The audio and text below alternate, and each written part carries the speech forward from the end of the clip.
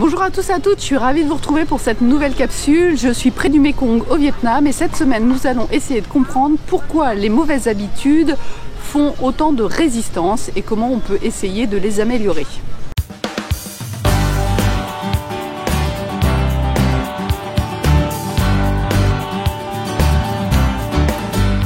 Vous est-il arrivé d'avoir des personnes en consultation qui vous demandent une prise en charge?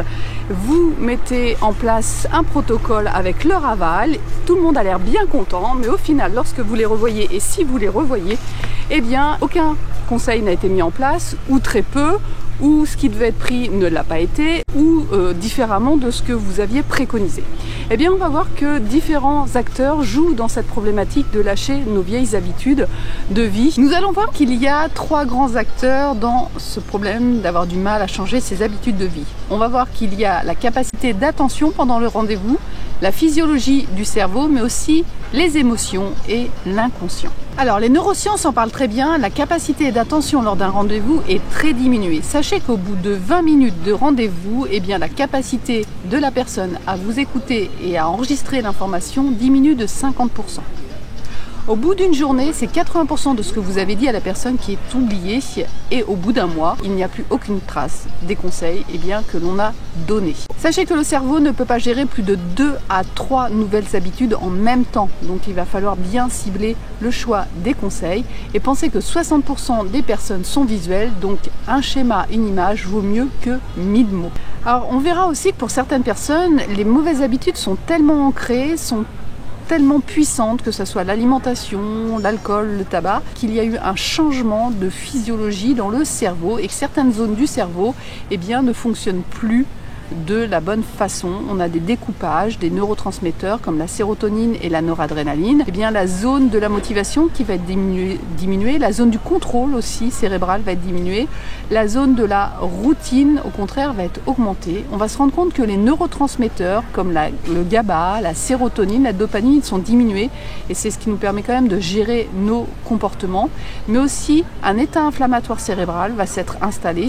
Donc il y a un état de mal-être qui va faire que la seule façon pour un petit moment de resynchroniser le fonctionnement du cerveau, ça va être d'être dans cette routine, dans ce comportement alimentaire ou un autre comportement préjudiciable à la santé. Si on regarde l'alimentation, on va se rendre compte que des fois c'est très compliqué de faire changer les habitudes alimentaires, que pour beaucoup de gens, l'alimentation est une béquille émotionnelle, est un doudou et que lorsqu'on enlève ces doudous, on peut créer beaucoup d'anxiété qui vont faire que les gens ne vont pas pouvoir suivre nos conseils pendant longtemps.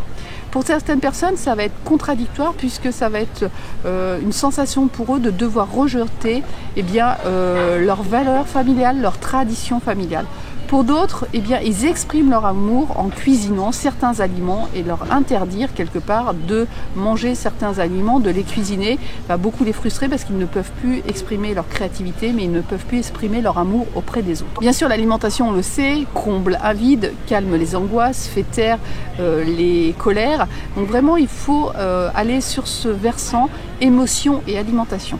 Sachez que chaque aliment a une symbolique émotionnelle qui raconte l'histoire personnelle d'une personne. C'est le travail du docteur Olivier Soulier. Et donc, il faut vraiment aller vérifier que les conseils alimentaires vont être bien vécus. Changer, c'est prendre le risque de lâcher des habitudes connues qui sont rassurantes. Sortir d'une situation complexe de santé en modifiant ses habitudes de vie, c'est aussi lâcher des bénéfices secondaires. On n'en parle pas suffisamment, mais derrière chaque problème, il peut y avoir des bénéfices secondaires, comme pouvoir être chouchouté. Le problème de santé va permettre l'arrêt de travail et fuir une situation complexe au niveau professionnel. Certaines personnes ne vont pas suivre les conseils en ne changeant pas leurs habitudes de vie. Le problème n'existe pas. C'est-à-dire si on change nos habitudes de vie, c'est-à-dire qu'il y a un problème qui existe, qui pourrait s'aggraver.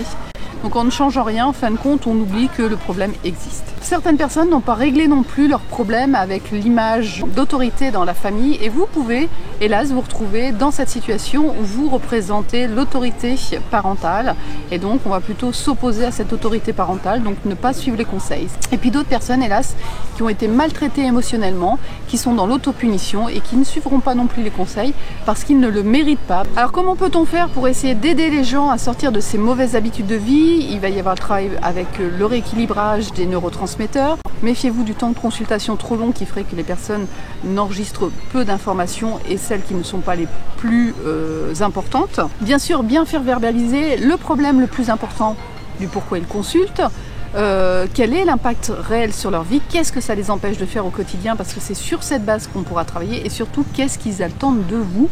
Comme ça vous permettra de mieux vous positionner dans vos conseils. N'hésitez pas aussi d'aller sur ce terrain un peu délicat des bénéfices secondaires, bien sûr en étant très précautionneux, mais faire des schémas. Moi j'aime bien faire un schéma avec problème, mettre autour, pourquoi pas, les aliments qui posent problème, les organes qui posent problème, les hormones ou différents autres éléments, et leur demander si ça leur parle, si ce qu'on vient d'évoquer fait résonance chez eux et ce qu'ils en auraient à dire, puisque ça va encore vous donner des outils, vous, pour donner des conseils très personnalisés. Vérifiez que les changements alimentaires ne vont pas perturber au niveau émotionnel.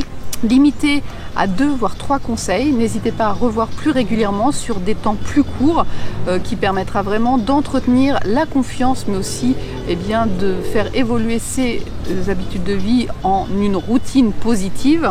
Voilà, j'espère que cette capsule vous aura été utile. Je vous souhaite une belle journée. Je vous retrouve la semaine prochaine où je vous ferai découvrir le musée de l'acupuncture d'Ho Chi Minh Ville. Bye bye!